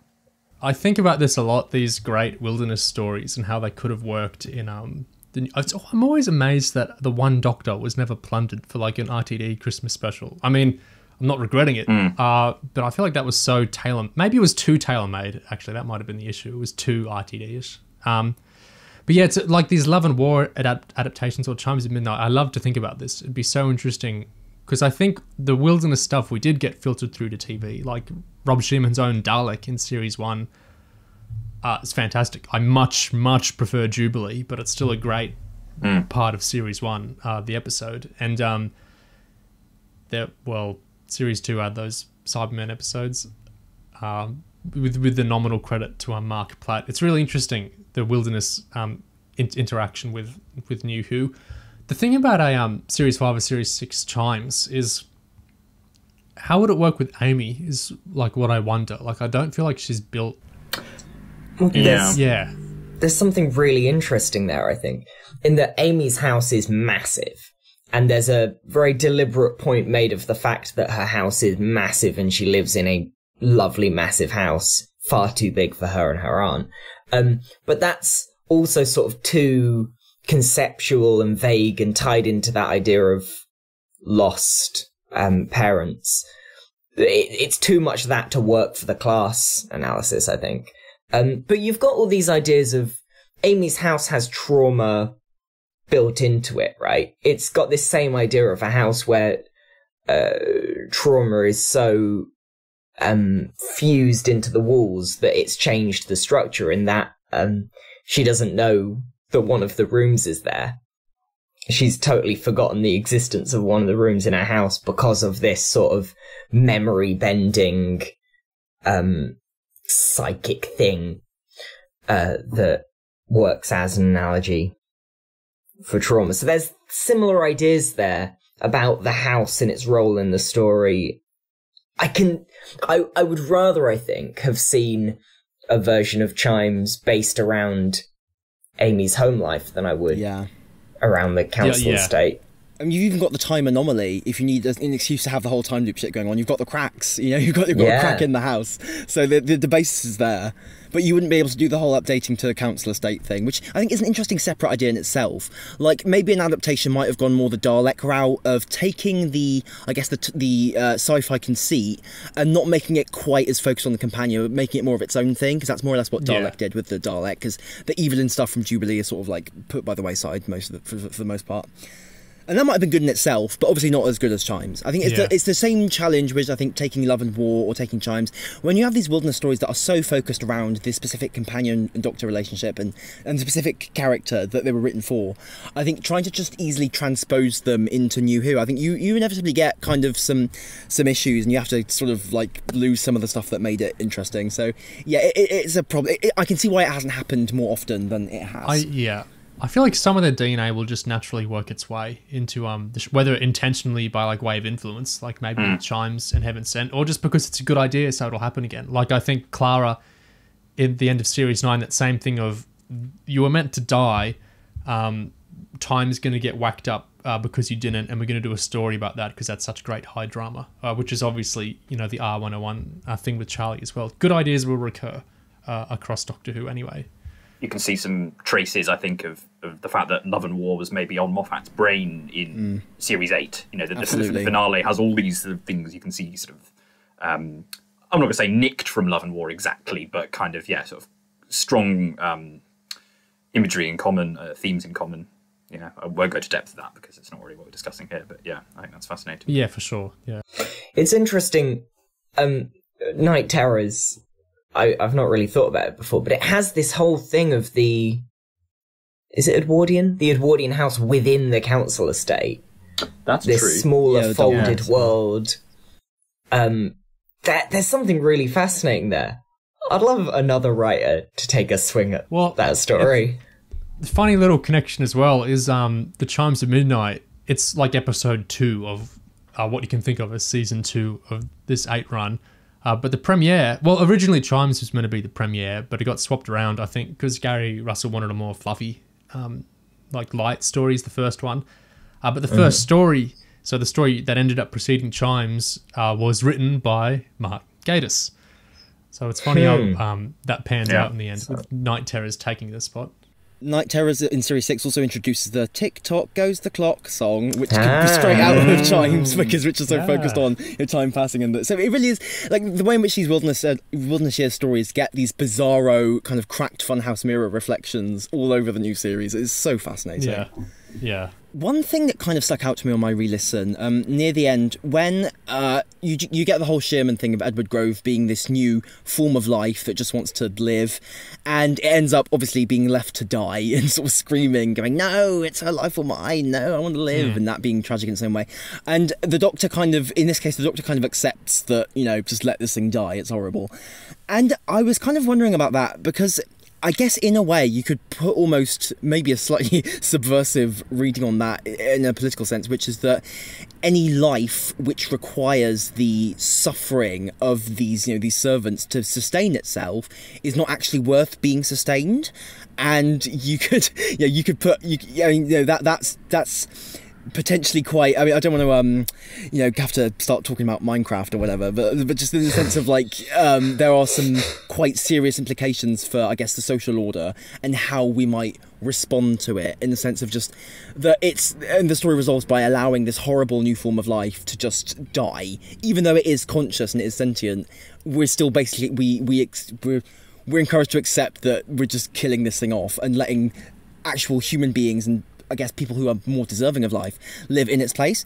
And I think it just connects, because, like, there's a risk that if something like that, and having this whole like, it reminds me in Smile, like in series 10, that episode kind of gets tangled up in this whole thing about how the microbe mites are like this new form of life, and it's not really thematically related to the rest of the story, I think. But in this story, rather than something like that happening, I think the whole idea of this horrible entity being born of the Doctor and Charlie, I think it ends up, I guess, playing off the whole master and servant relationship in a way that is, I guess there's maybe a bit of radical potential in there. So I've waffled about that a bit, but yeah, something that stuck out to me. There's something really interesting in the beat where the Doctor confronts Edward Grove about what its plan is, and it goes, what do you mean? I just want to exist.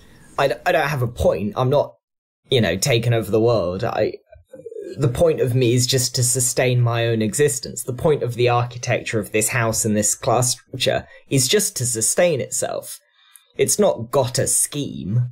It just exists and wants to keep existing, and will fight to the death for its ability to keep existing and keeping other people subservient. I thought that was a really interesting... it's a nice subversion of the having a plot of this type of narrative. There's no scheme, there's no plan. It's like, that ties into all the murder mystery stuff. They spend the whole first, 2.5 parts trying to figure out the logic behind the murders, what any of it means. They're trying to find a motive where there isn't one. And they keep bumping up against this idea that it's all pointless, that no one could be achieving anything out of this, it's just cruel for cruelty's sake. And then you get that lovely moment where Edward Grove reveals that it just is sustaining itself. It's a abusive structure sustaining itself through abuse, because that's how it works. And that's neat. And framing class as a evolutionary thing, a genetic, mimetic, self-sustaining idea, that's really interesting. That's something that comes up a bit in Shearman's other work as well. Yeah. But it's a good framing of that issue. Yeah. This this obsession with kind of predation, I think, is really there in a lot of stuff, isn't it? Kind of the grossness of this kind of kind of constant feasting or predation on something else or someone else, preying on something lesser or less important than you, and all that stuff. And it's bumping up against that existential question of that Gig mentioned, of what's the point of any of this? Is it worth existing if it's costing this much to other people? It becomes existential like that. I think you can almost picture, if this had been a new series story, like the house would have a plan of like expanding its domain to cover like the whole world or the whole universe or something. I guess and it was a way of escalating the stakes. And it's nice that this story is just completely comfortable being this relatively low stakes thing, just in terms of just this suffering of a handful of people, and really like one person, rather than like this entity like that's kind of growing to like subsume everything. I mean, yeah, it's that idea of, you know, the cruelty is the point. Yeah. It's almost scarier. It's almost scarier that the villain has no real goal beyond just going on endlessly. It's that classic, dare I say, Lovecraftian thing of the main threat being trying to figure out the motive where there is no motive. I mean, staring down class like it's a Lovecraftian monster, that's a very done trope, but you see it here. That idea of it being an incomprehensible mass bigger than you can imagine, with motives too abstract and beyond your understanding. I have a couple of Shearman quotes I just want to get you guys reactions to, if you want to hear those now. Yeah, go on. Yeah, go for it. So these are from the 2020 tweet along. People were tweeting along to it, like with the lockdown watch alongs with new Who episodes. And so there's just a couple of interesting things here, which maybe you guys will have reactions to. First one is, he says, towards the end, he says, "This bit is a love letter to Doctor Who, really. Dead on screen since 1989, and I missed it, and I never thought it was coming back. It's the triumph of one downtrodden person over all the evils through her life that have tried to crush her. I love the fact that happiness isn't ever guaranteed because you choose life, but at least you have the possibility of it.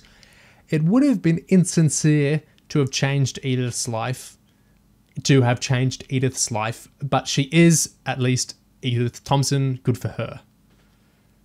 So love letter to Doctor Who, triumph of downtrodden person, happiness not guaranteed, insincere to change Edith's life. What do we think of that stuff? I guess it does, it begs the question of, like, by changing Edith's life, it's like, well, which...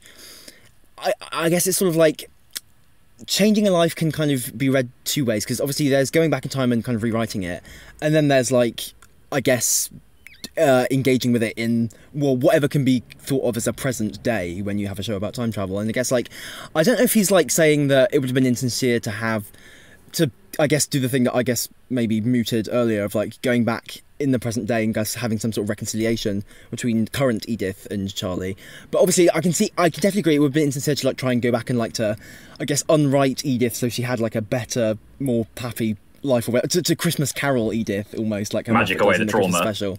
Yeah, exactly. You can't, like, it was just like, it's like, why bother even writing a time travel story if you're just gonna, like, do it to erase things that are interesting and not engage with them, you know? So, yeah. There's definitely this sense that Doctor Who just isn't equipped to actually confront the problem here. You know, we get the small happy ending, we get some resolution that we can read as positive, but the bigger house is still in place. The structures, the architecture that's actually the story's actually about, that's ruining all these people's lives, that can't be dealt with by a cute time travel story. You know, you've got this, again, this existential thing of sort of Doctor Who just doesn't have the tools to deal with. You mentioned the bigger house, and that reminds me of a great moment in the story where the TARDIS morphs into the scullery again, because you know, it's kind of melded with the TARDIS. That's kind of great. If you wanted to, you kind of read that as, like, the TARDIS and the structure of Doctor Who is also part of the bigger house, as you put it.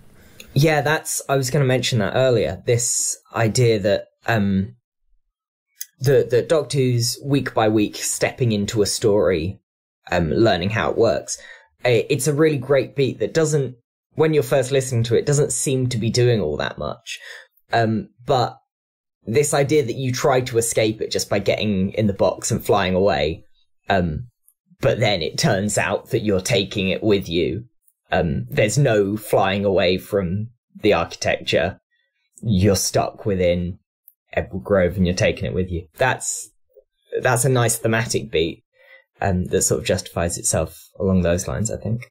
He has another line in the climax, which is, "I know realistically there's no practical paradox in Edith dying or not dying, but there is an emotional one, so I defend it."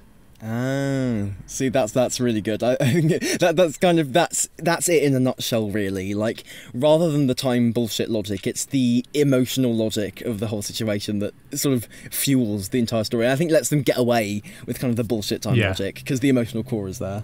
He builds on that when he says, whenever you write a who and you don't pivot the story on an emotional crisis, you're missing such a trick. It's such a joyous, energetic, sentimental, and moving old thing, Doctor Who.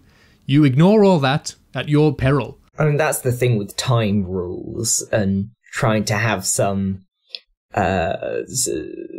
Euclidean version of the way time works for a storytelling system like Doctor Who, is that it doesn't exist. There's no way of constructing a version of time that makes logical sense and works for a time travel show. So of course it has to come back to character.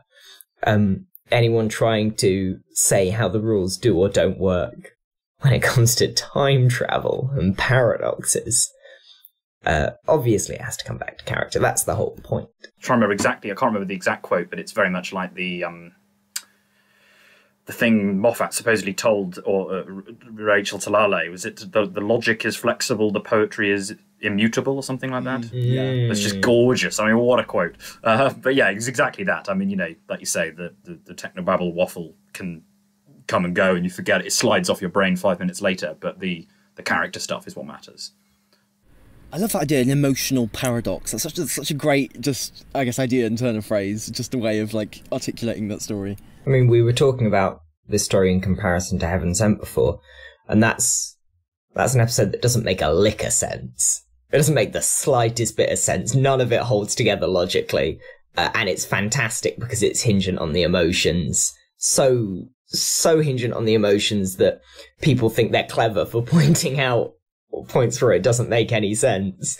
Of course it doesn't make any sense. It's a magic castle in a tiny little pocket thing that's made of trauma and nightmares. Like, what, do you want it to make sense? That wasn't going to happen. There are some Doctor Who stories, definitely some Capaldi ones, where the varied reactions and the terms on which they're varied, I think, kind of expose that. I think this common idea of the audience being fairly similar, at least in that people are thought to ingest stories in fairly similar ways through fairly similar like criteria, is kind of gratefully, in my opinion, and gloriously, in my opinion, really, really wrong. It's not just people reacting to stories differently, exactly. It's people conceive of stories in entirely different ways. Kill the Moon is a big, obvious, loud, real fulcrum of this kind of discussion, where I think it's interesting, not just whether fans like or dislike a story, it's how the fans themselves are reflected really interestingly in what they identify in the story and on what terms they kind of take the story. You know what I mean? I think there's a real tendency in fandoms to kind of assume people are all similar because we all talk about the same general franchise or series. And so people might assume others think of things in similar ways to you. And I think it's fantastic that I don't think people really do a lot of the time. I think the different priorities and perceptions and worldviews people bring to the show are really different. And in certain stories, the discussion around them, you can really see that. So when it comes to the show making sense, as you say, Oliver, for me personally, it's like, it's weird to me that there's this sort of idea that the show does sometimes make sense. It's something I see a lot with sci-fi, with science fiction, and I feel personally very distant from, where the thought seems to me to be like, there's some level of technobabble accepted as on some level realistic or grounded, and some levels of technobabble that aren't.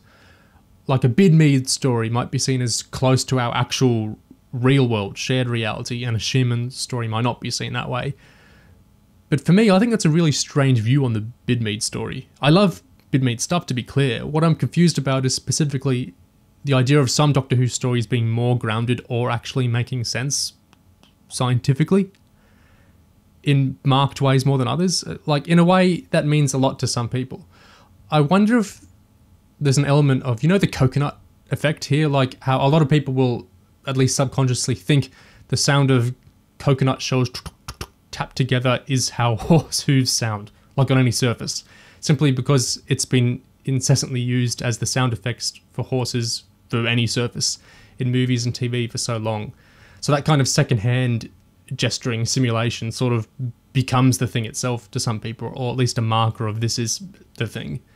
So I wonder if there's some sort of sci-fi thing where certain phrasings of technobabble are kind of accepted as making sense, whatever that means, even though, like, at least maybe me and Oliver might think they're just as fantastical as something like the genre logic, the sci-fi logic in Chimes.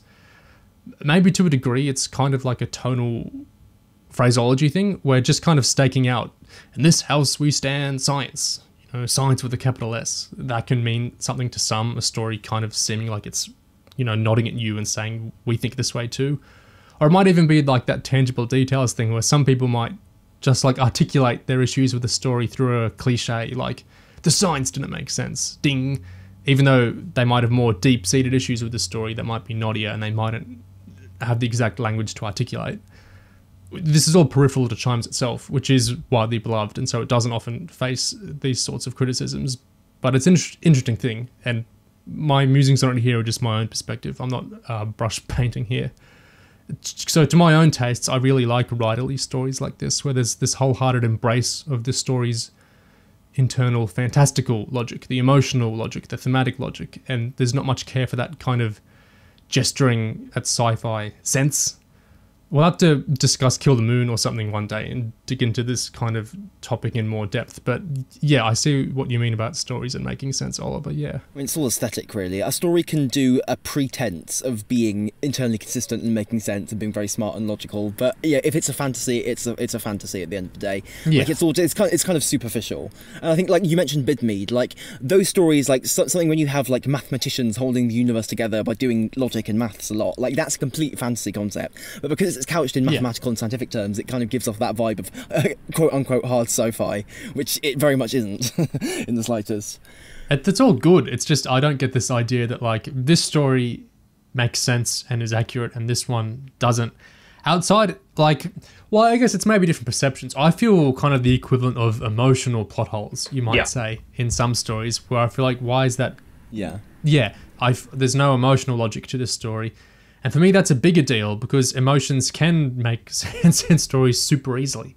Most writers can do that. If it's making emotional sense and thematic sense, even if it's having to brute force it a bit, like maybe some bits of this story does, I think that's what makes the story hang together, at least for some fans like ourselves. There's a sense, we've been talking quite a lot about how not to be rude, but rushed this story is. Like, it's fantastic, but it is definitely rushed. And I think a clever trick, if not slightly clumsy, is that Shearman hangs major thematic notes on really obvious lines of dialogue. There's so many little back and forths that are facilitated by having these sort of mouthpiece characters who can just say whatever the plot needs them to because they're not really people. And there's a line earlier on, like, someone says, "There's more servants down here than people up there, so shouldn't we get the bigger pudding?"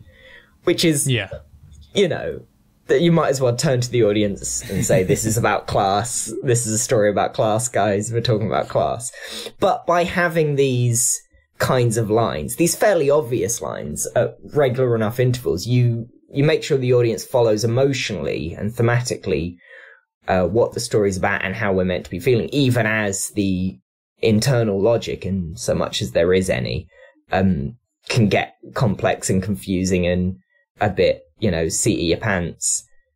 It's all held together by these well-placed sort of linchpin lines of dialogue that just guide you in the right direction, gently making sure you're following the parts of the stories that actually matter and making sure your attention's in the right place, which is really impressive, because it's very easy to create a big, complicated web of theme and drama and have it be all very emotionally complex and interesting, but making it also one of the most enjoyable and watchable and celebrated stories in a sort of, broadly accessible way. That's really hard. And it manages that excellently. I was going to say, talking of accessibility, I wonder what you guys think about how this might play to somebody who just listened to it, you know, totally devoid of the Charley context, because that's something we haven't talked about yet. This is a great question, and I've shifted my mind on that over the years, and I see a lot of fans will have the different stance. I see some people come at it, and I thought this way when I was a teenager, and they think, hey, this connects to Storm Warning. You've got to listen to Storm Warning first. Spend those 2 hours on Storm Warning, the first Paul McGann and Charley story, so you understand when they refer back to the R101. I think it's a valid view. I don't feel that way anymore. When I listened to it today, I did it very specifically. I wanted to I was trying to put myself in the mind of someone who hadn't heard anything else, and going for all the references to the R101 and looking at them and wondering, could this make sense just on its own? I think it could make more sense. Like, I think it would have been pretty trivial to add a couple of lines that could have enhanced it for a standalone experience, but that wasn't what anyone was thinking of back then. This was designed to be part of a season 2. I think it works standalone because I think the R101 stuff is explained enough, and I think just the kind of shambolic way the story develops, where like all the stuff in episode 3 kind of reveals, oh, this is how it's actually going. I think it kind of works for the first episode not to have them saunter out of the TARDIS and McGann to be like, oh, remember when I saved you from the R101? Maybe that could have unfortunate effects. I think it kind of works in that almost the Russell T Davies, screw foreshadowing. Stuff just comes as it comes kind of way. Because I feel like episode 3 kind of feels like that already with how it develops the Edith stuff. Like, because Storm Warning doesn't set up you ever made that blah, blah, blah, does it? I don't think so at all. Yeah. So I feel like the linchpin of the Storm Warning stuff, I feel like is kind of original to this audio anyway. So I think, while obviously listening to Storm Warning first is going to be a cool experience too, and it's how I first experienced it, I do think Chimes would work standalone, but I haven't done it. I did listen to... Oh, you did? Yeah, I listened to Chimes first, and you're totally right. Yeah, it hangs together perfectly. Excellent. You pick it up from context clues. Brilliant. I generally think that people don't need as much pre-reading for anything as they think they do. Right? People are smart. People are very good at picking things up from context. And in listening to this one, I think it might have been my first Big Finish. Maybe Holy Terror was first. I think it's probably a lot of people's first. Like, it's a lot of people's first. It gets so recommended. Yeah. Yeah, for sure. Yeah, and it's free on Spotify and all the rest of it. Yeah. Yeah. Yeah, I think works. What it is with fans is like, I don't know this because I literally used to do this and think of this without thinking through why I did it, is you might love the 8th Doctor audio so much and you're so enthusiastic about them, where someone like says, oh, I've heard Chimes is a good show to listen, you go, well, first you got to listen to Storm Warning because, I know all this stuff about the audios and I'm so excited to share my love of them with you, and I hope you have a great experience with them like I did, that you kind of rush all this stuff, but it's not really addressing the experience itself, which is you can listen to Chimes standalone perfectly fine. You don't need to listen to 2 hours of Storm Warning, especially because Storm Warning isn't acclaimed like Chimes is. You know what I mean? So I feel like to say you've got to have a 4-hour experience, and the first 2 hours, well, some fans like it quite a bit, and then the 3rd and 4th hour are incredible and they're super acclaimed. Like, I feel like it's a very fan brain kind of thing that probably isn't the best way to talk to convince someone to listen to Radio Play at Christmas, isn't to say, well, you got to get through those 2 hours, and then a few lines in the next 2 hours will make more sense to you. It's Chimes. It's a great story. You can listen to it standalone for free. Yeah, it is super accessible, to use the word Tome brought up. I think fundamentally the story starts with Charley travelling with the Doctor, and then over the course of the episode she realises that they have re-entered, in a sense, the world that she left behind. So it the reveal, everything you need to know is kind of revealed dramatically almost, as the story builds to its climax. It really does work by itself really quite well. And it's like that depth thing. If you want to hear this evolved more, you can keep listening to the 8th Doctor stories, especially the one right after this. I think it's one of the best 1-2 punches they've ever done. I think Seasons of Fear is a real stunner of a story as well. And then you move on, and then you get to Neverland, the finale, and then Zagreus. And, you'll move on, and eventually you get that next Shearman 8th Doctor story, which develops out and expands some of the ideas in this one. Or you can go back as well and you can think, wow, the 101 stuff sounded really interesting. How did that all play out exactly with the Doctor rescuing her? And you can listen to Storm Warning and you get to hear how that's realised.